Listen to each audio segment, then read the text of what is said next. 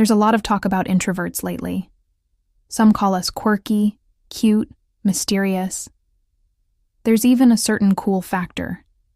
Everyone wants to be an introvert, especially extroverted people. They hear things like, quiet people have the best personalities. They see videos like this and think, well, I sure do love being an introvert. Not so fast. We introverts know some of us have it figured out.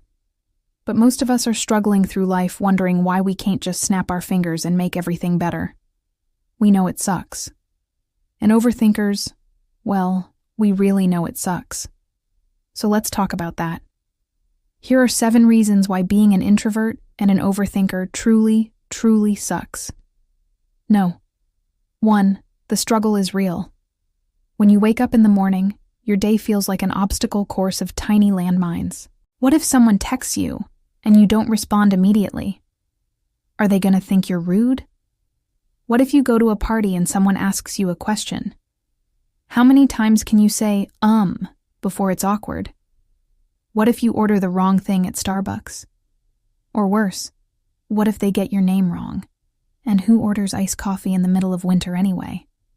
Why is the heater broken? And will anyone notice if you turn it off yourself? For introverts and overthinkers, even the simplest choices can feel exhausting.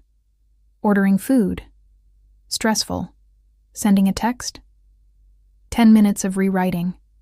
Telling someone where you got your haircut, paralyzing. When you spend so much time focusing on trivial details, little things become big worries. Do you know how hard it is to be an introvert and an overthinker? Try having dinner with us. It's like playing Jenga. And if one wrong word comes out, the whole thing tumbles down. Number 2, alone time is necessary, but you end up feeling guilty. Being social is like charging our phone, except instead of more juice, we get more noise. To recharge, we need alone time. Time to process and reflect and restore our energy. But that's not always possible. When you're an introvert and an overthinker, it can suck because you're constantly questioning yourself. Are you being lazy? Are you wasting time? Are you letting others down? Your internal monologue sounds like, you should be doing more. You could be doing better. Why aren't you reaching out to them? Instead of enjoying the present moment, you imagine future scenarios and worry about what might happen. Then the guilt creeps in. Why aren't you making more of this time? And before you know it, you've turned a peaceful moment into another battle in your never-ending quest for balance. It's like trying to catch your breath when you're running. The harder you try, the more air you seem to gulp down. But nothing soothes the burn quite like knowing you have someone to share it with. No. 3. Alone time is a necessity, but it can also be a curse. Imagine spending a weekend binge-watching shows and eating junk food in your PJs. Sounds amazing, right? Well, until your fridge starts looking like a crime scene. That's where the overthinking kicks in. Oh no, the fridge is disgusting.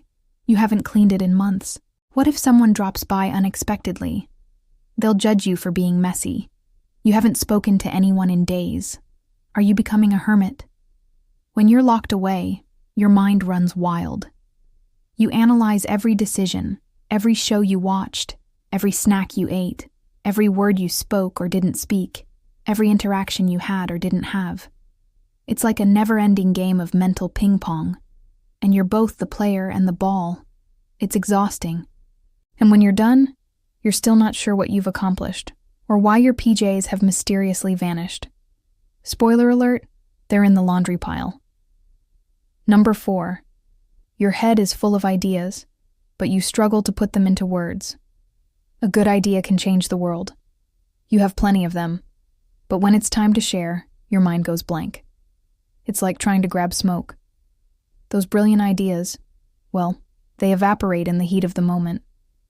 Your brain's a powerhouse, but expressing those thoughts. It's like wrestling an octopus. Your thoughts are swirling maelstroms of potential, but they stay trapped inside. It's like watching the Super Bowl with the audio turned off. You're present, but you're missing the commentary, the analysis, the play-by-play. The beauty of your ideas deserves to be heard, but they're lost in translation. Number 5. Meetings are the absolute worst. Picture this. You're at a meeting. Someone starts talking. They're being productive, moving points across the board. And just as they reach a conclusion, someone interrupts. Suddenly the focus shifts.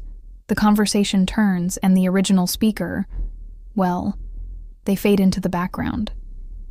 In these moments, introverts and overthinkers wish they could shout "time out." It's like watching your favorite TV show when someone keeps changing the channel. You're trying to follow the plot, but it's nearly impossible. Meetings can feel like trying to catch your breath underwater. You struggle to keep up, to contribute. And just as you're about to surface with an idea, the water's changed, and you're left gasping for air. No. 6. Your brain won't shut up. Ever sat in bed at night trying to sleep, but your brain's running a marathon instead? It's replaying past conversations, analyzing every word. Was that joke offensive?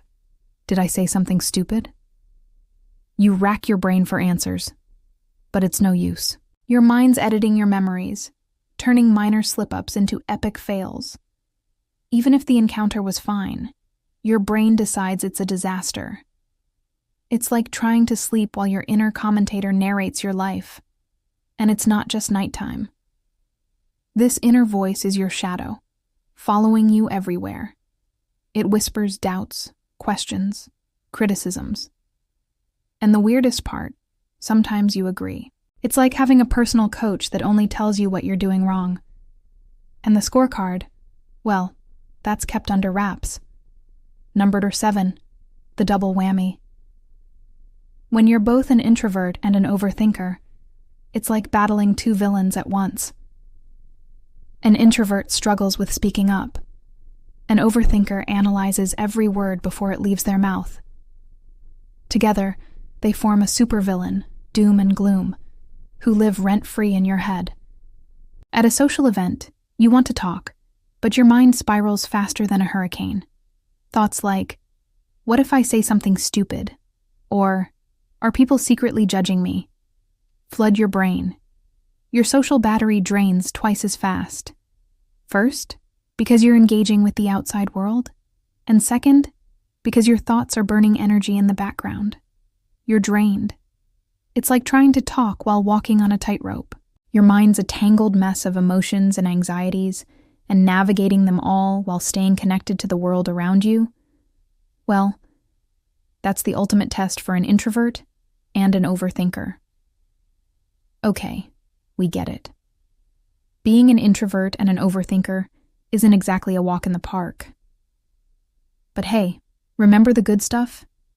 Introverts often dig deeper into things, read more books, ponder more deeply, have fascinating insights, and develop incredible powers of observation. Many successful leaders and thinkers were introverts. Plus, your introverted nature gives you a superpower. You can hyperfocus and dive deep into whatever catches your interest.